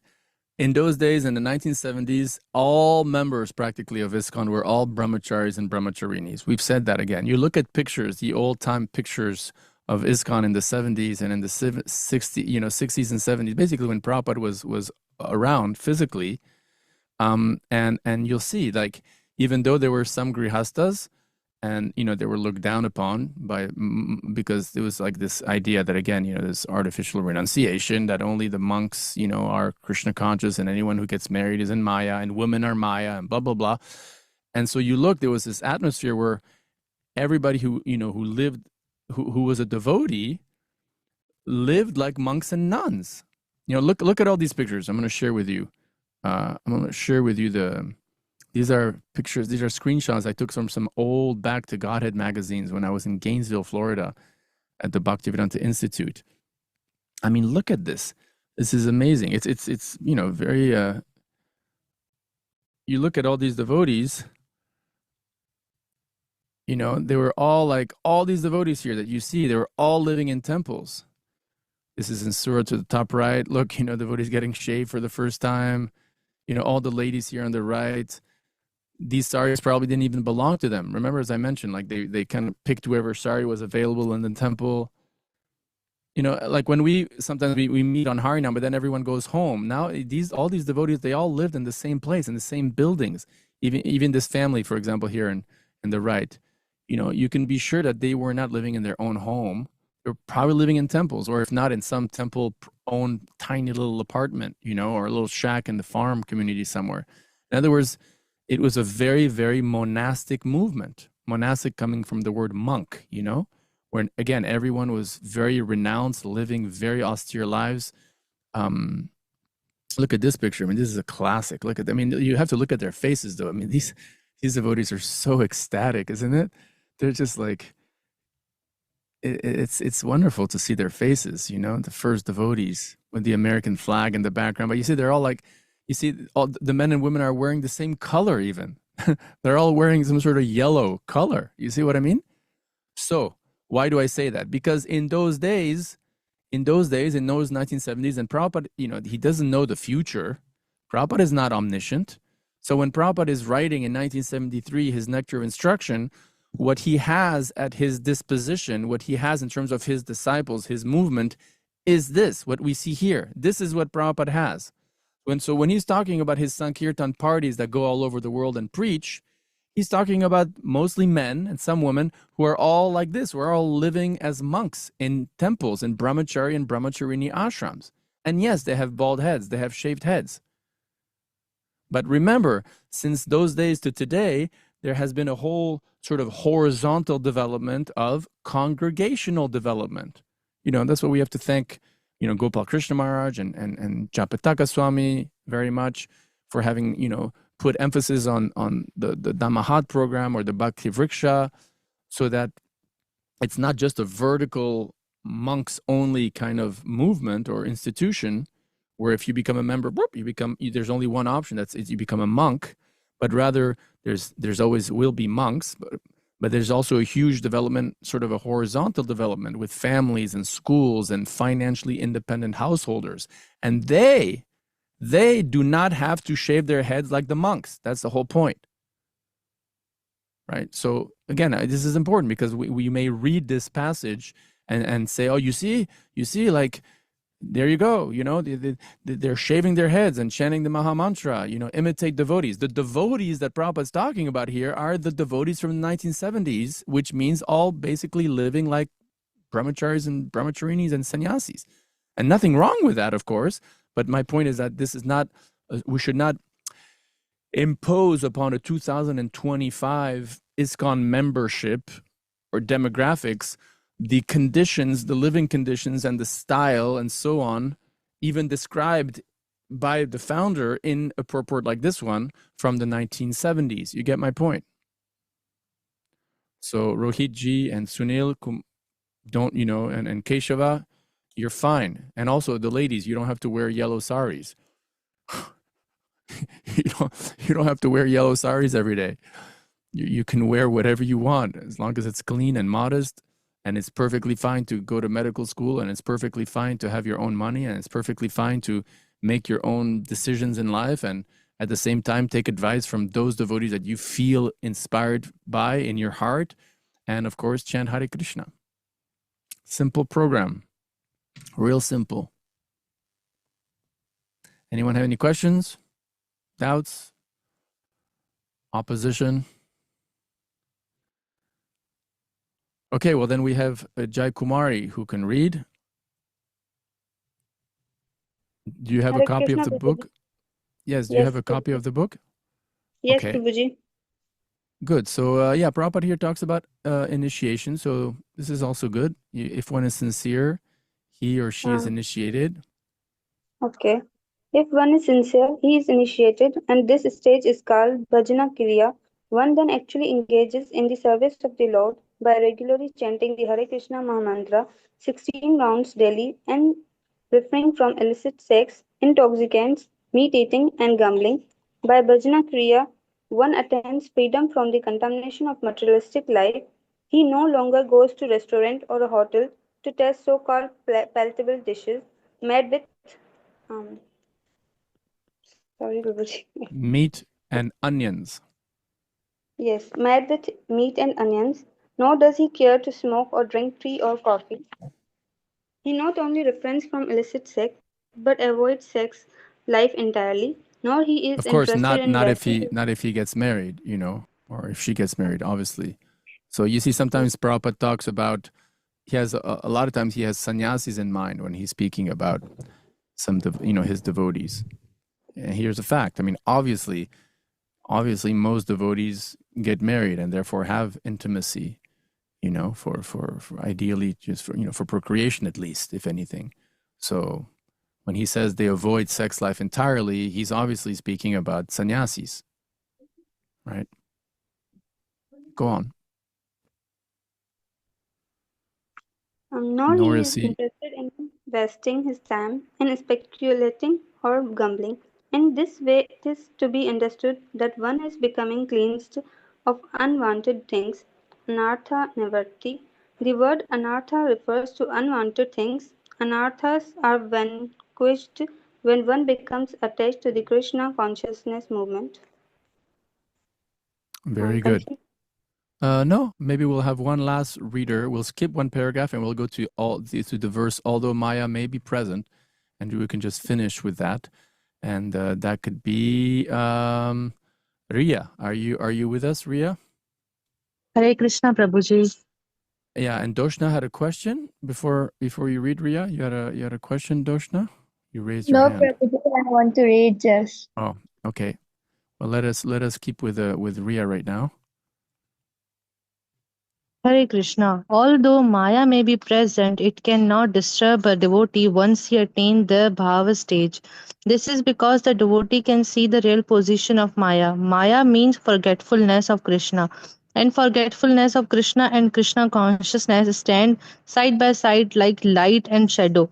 If one remains in shadow and he cannot enjoy the facilities offered by the light, and if one remains in light, he cannot be disturbed by the darkness of the shadow.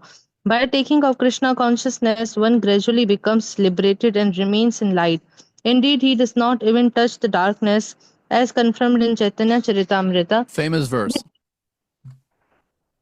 Krishna Surya Sama Maya Haya Andhakara Yahan Krishna Tahan Nahi Mayara Adhikara. Krishna is compared to sunshine and Maya is compared to darkness. Wherever there is sunshine, there cannot be darkness. As soon as one takes to Krishna consciousness, the darkness of illusion, the influence of the external energy will immediately vanish. Jai. So all that by chanting the holy name. All that by chanting the holy name. Okay, Prabhus and Matajis, Vaishnava and Vaishnavis, let us take a 5-minute break because we have 23 minutes left. So 23 minutes left. So let us take a 3-minute break, and then we'll start fresh with the next verse number 8. The essence of all advice. And now we're starting to come to Vrindavan. So, okay, 3 to 5 minutes. We take a little break. And then we'll start with Barca. Okay, very good. What is your country? Oh, Pakistan. Oh, and by the way, I don't mean to, like, if anyone of you is from a Brahmin caste, like I was thinking about this today, I don't mean to insult the Brahmins. You know, I don't mean to insult anyone. Brahmins, Kshatriyas, Vaishyas, Shudras, whatever. Like, you know, if some of you are from the Brahmin family, you know, Namo Brahmanya Devaya Go Brahmana Hitaya Cha Jagatita. Brahmins are very dear to Krishna. Ultimately, anyone who's a devotee of Krishna is dear to Krishna. And if someone is in a, you know, every situation has its advantage that you can engage in Krishna service. So if some of you are born from a Brahmin family, don't think that, oh, Chandrasekhara is against Brahmins. No. There's wonderful, you know, if you're born in a Brahmin family and you have all these nice samskars and you come from this line of nice Brahmanas, then it's wonderful. And if you put the one of Krishna into your Brahminical material life, then you have the best of both worlds. Okay, I just wanted to make that clear that I'm not, you know, Brahmin bashing, nor am I Brahmin exalting either. I'm just making the point that Vaishnavism, Krishna Bhakti, is the most important consideration. You know, and all these other considerations, whether, you know, perhaps higher or lower in the Varnashram consideration of things, which is a material consideration anyway, are secondary. Okay. All right. See you in 5 minutes.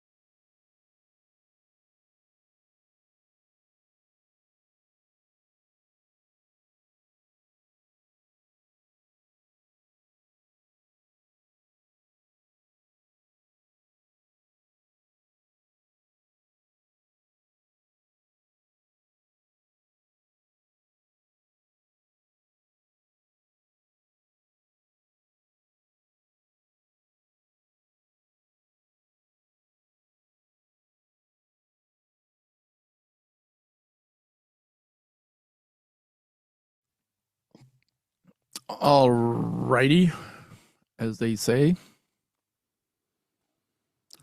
Time for devotional service.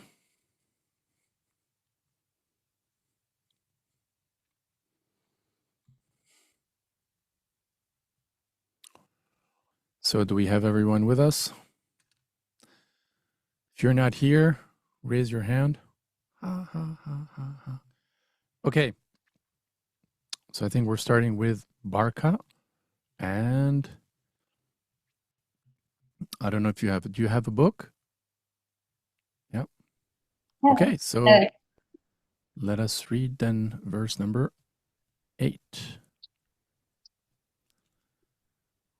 Yes, And we'll sir? pass the Sanskrit.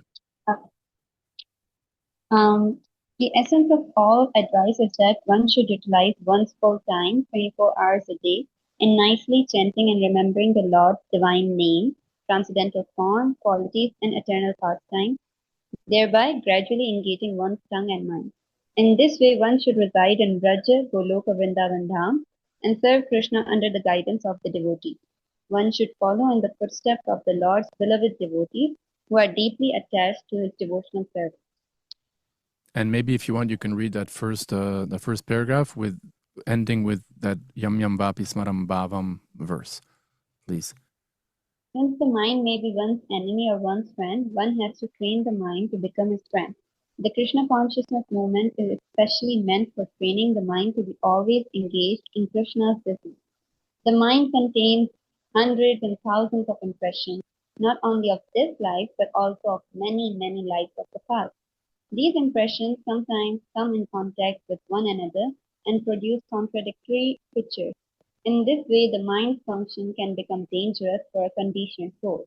The students of psychology are aware of the mind's various psychological changes. In Bhagavad Gita 8.6, it is said, Yam Yam Vapi Smaran Bhavam Tyajate Ante Kalevaram Tam Tam Evate Kaunteya Kada Tadbhava Bhavatat. Whatever state of being one remembers when he quits his body, that state he will attain without fail. Very good. Thank you. So in this verse, we're starting to kind of cross over from the material world to the spiritual world. There's going to be a sort of an overlay. Even like a little bit later in the purport, you see if I share my screen, Prabhupada mentions how certain principles in this verse apply both to the level of sadhana as well as to the spiritual realm. You see right here, it says this method of placing oneself under the direct guidance of a particular associate of the Lord is applicable in both the stage of sadhana and in the stage of sadhya, when one is a siddha purusha or spiritually perfected soul. And and Rupa Goswami talks about residing in Braj, isn't it? Residing in Braj. So up to now, Rupa Goswami has spoken to us about very sort of universal principles, regardless of where you are. It has nothing to do with geography. It has to do more with lifestyle and your mind, and teaching us that the holy name is not different from Krishna, and that we should chant Hare Krishna. And he's continuing this point here with stressing that the essence of all his advice is always to remember Krishna. But then he's starting to get more specific in terms of people and places. And he's saying, as you see here, we should place ourselves, serve Krishna under the guidance of devotees, follow in the footsteps of the Lord's beloved devotees, and reside in Braj. Reside in Braj. So from the very beginning, I'm going to ask this question, which we ask also for verses later, because in the next verse, you'll see Rupa Goswami is going to talk about, I think two or three verses, he speaks about Radha Kund. Like 3 verses. Let's see. Let's just look at the verse, at the actual verses real quick. If I'm not mistaken, here we are at 8, the essence of all device, and so on. And so he starts mentioning Vrindavan. And here you go. In 9, 10, and 11, those 3 verses, he talks about Radha Kund. Right? Text 9, above all, the super excellent Radha Kund stands supreme. And then text 10, he describes of all the gopis, of all the souls, the gopis are the greatest. And then again, Indeed, those who execute devotional service on the banks of Radhakund are the most fortunate people in the universe. And again, the third verse, the Radharani is the greatest devotee, and her Kund is the greatest. So let me ask this question at the very beginning, because you see, as you can see in text 10, Rupa Goswami says, those who execute devotional service on the banks of Radhakund are the most fortunate people in the universe. Isn't it? Who would give up? Who would give up such a place? He asks that question. Who would give up such a place? I think in 7, where is it? Who is that? Where is that intelligent person, verse number 9, who is unwilling to serve the divine Radhakund? So here's the question to you, Vaishnavas and Vaishnavis. In almost 1/4 of this, what's 3 out of 11? It's like 1/4, isn't it? 3 times 4 is 12. So it's more, and it's more than 1/4. For more than 1/4 of this entire book, Rupa Goswami stresses that we should live in Vrindavan, and we should live specifically in Radhakund. What did Prabhupada do in 1966 or 1965? What did he do? He left Vrindavan. He left Vrindavan. What did Lord Chaitanya tell Nityananda Prabhu to do also? To leave Jagannath Puri, or to leave Jagannath Puri. I think they were in Jagannath Puri, and to go to Bengal and preach in Bengal. But using Prabhupada example, Prabhupada's in Vrindavan, and Rupa Goswami says there's no greater place to be and to live and to execute devotional service than in Vrindavan. And we can be sure he occasionally went to Radhakund as well. And yet, he takes a boat, has 2 heart attacks, and arrives in a place where almost everyone has cow meat in their fridge. Why did he do that? How do you explain that decision of his in the light of what we just hear from Rupa Goswami? Okay, Krishna Priya, you already answered many times, which is great. Maybe someone else? How about some of the men, some of the souls in men's bodies? You're already so outnumbered.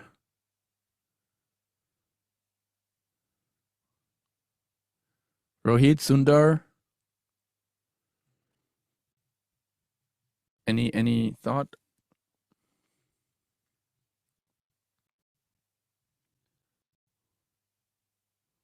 Okay. Anyone else who hasn't answered yet? Who hasn't spoken yet?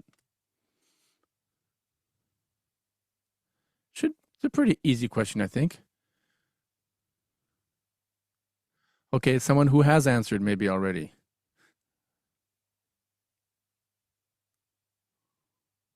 Now, no one wants to answer. Come on, Vaishnavas. How do we explain Prabhupada's decision to leave Vrindavan for New York City when Rupa Goswami says that living in Vrindavan is the greatest thing that one can do? What must be the case then? But above all, teaching is important. Who said that? Shobha. Shobha. Yes, exactly. You got it right. You got it right. Bringing Vrindavan outside of Vrindavan, it's even higher. Following the instruction of the spiritual master is even higher. So what instruction does Lord Chaitanya tell everybody? Yare dekatare kaha Krishna upadesh amaragyay guru hanyatare desh. On my order, become a guru and liberate your whole land, the whole your land locally. And what did Bhaktisiddhanta Saraswati Thakur tell Prabhupada the first time they met? In 1922. Go and preach to the exile. Yes. So can we say that? Spread Krishna consciousness. Yeah. So can we say then that even though Prabhupada went to New York, did he ever really leave Vrindavan? Is Vrindavan a state of consciousness in a way? isn't it? Not to say that it's it's only a state of consciousness and that there is no such thing as an actual geographical place called Vrindavan Dham. Obviously, there is, and being there physically is significant. But yeah, so that's an important consideration. So let's go back to the verse. And our next reader, I guess now we have Komal Devi. Are you here? Yes, Oh, is it Prabhuji. okay? Is Hare it Krishna. Komal or Komala? Komal. Komal. All right Yes. then. At the time of death,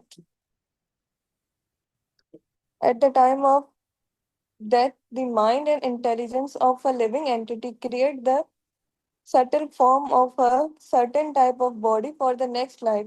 If the mind suddenly thinks of something not very congenial, one has to take a corresponding birth in the next life. On the other hand, if one can think of Krishna at the time of death, he can be transferred to the spiritual world, Gaulaka Vrindavanam. Haribol. This process of transmigration is very subtle. Therefore, Srila Rupa Goswami advises devotees to train their minds in order that they will be unable to remember anything other than Krishna. Similarly, the tongue should be trained to speak only of Krishna and to taste only Krishna Prasada.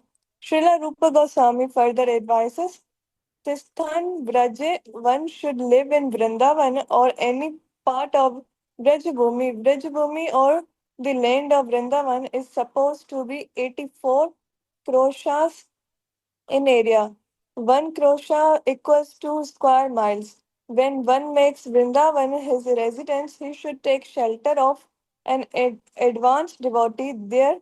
In this way, one should always think of Krishna and his pastime. This is further elucidated by Srila Rupa Goswami in the Bhakti Rasamrita Sindhu 1.2.294. Krishnam Simran Janam Chasya Prishtham Nija Samitam Tat Katha Ratash Chasau Kuryat Vasam Raje Sada. A devotee should always reside in the transcendental realm of Vraja and always engage in Krishnam Simran Janam Chasya Prishtham, the remembrance of Sri Krishna and his beloved associates. By following in the footsteps of such associates and by entering under their eternal guidance, one can acquire an intense desire to serve the Supreme Personality of Godhead. Very good. Very good. So we have I'll just read the next verse and then we'll have a little kirtan and we'll end. And this next verse echoes what you just read. Again, Srila Rupa Goswami No, is... Okay. I'll read it. I'll read a little faster. Okay. In the Thank you. transcendental realm of Braj, one should serve the Supreme Lord, Sri Krishna, with a feeling similar to that of his associates. And one should place himself under the direct guidance of a particular associate of Krishna and should follow in his footsteps. So we read, like, for example, in Narottam Das Thakur's poetry, how when he is meditating, how in his Siddhadeha, in his spiritual Manjari form, he places himself under the guidance of, another little older or senior Manjari, who herself is, taking orders from Lalita or from Vishaka. There's like a very specific, that's how it seems like it happens in the spiritual world. Like, even though there's total freedom, at the same time, you kind of have, a particular devotee that you kind of, assist in serving, who assists in serving, who assists in serving. And it's interesting that Prabhupada mentions, I mentioned at the beginning, that this is both practical. This is what we do both in the form of in sadhana as well as in the spiritual world. So in the spiritual world, we all have, our spiritual forms, and we are connected to X or Y other liberated soul from whom we take instructions and guidance and directions, and we perform service under their guidance or service. guidance and direction. Like, bring the yellow flowers. Okay, now go and fetch some water. Now, bring some honey so that we can put it in the drink for Radha and Krishna. Hurry up, stuff like that. I mean, we're just imagining based on these poems that we read. And here in the material world, we also do that. We have senior devotees, we have our Diksha Guru, we have our Shiksha Gurus, we have, very prominent members of our parampara like Prabhupada or Bhaktisiddhanta and so on. And the same principle is there, that we place ourselves under their guidance and we execute devotional service. It doesn't mean that we become blind followers. We stop thinking for ourselves. We stop thinking critically. We stop, making sure that what we're being instructed, fits with our rational thinking as well as with Shastra. And therefore it's important to read, Shastra and Prabhupada's books to get to know the books and so on. But the principle is there. The principle is basically the same. Okay, so let us do a little kirtan and we'll end. Yes? You all are getting ready to hit the sack, as they say. It must be late for you at this time. It's 10 o'clock for you, right? 9:30. 9:30. Well, that's already getting late. Okay. Srila Prabhupada ki jai, Rupa Goswami ki jai, Nectar of Instruction ki jai, Murari Gupta ki jai, and the Rasa Lila ki jai. Jaya Jaya Shri Chaitanya Jaya Nityananda Jaya Jaya Shri Chaitanya Jaya Nityananda Jaya Dvaita Chandra Jaya Gaura Bhakta Vrinda Jaya Dvaita Chandra Jaya Gaura Bhakta Vrinda Jaya Jaya Shri Chaitanya Jaya Nityananda Jaya Jaya Shri Chaitanya Jaya Nityananda Jaya Dvaita Chandra Jaya Gaura Bhakta Vrinda Jaya Dvaita Chandra Jaya Gaura Bhakta Vrinda Hare Krishna Krishna Krishna Hare Hare Hare Rama Rama Rama Hare Hare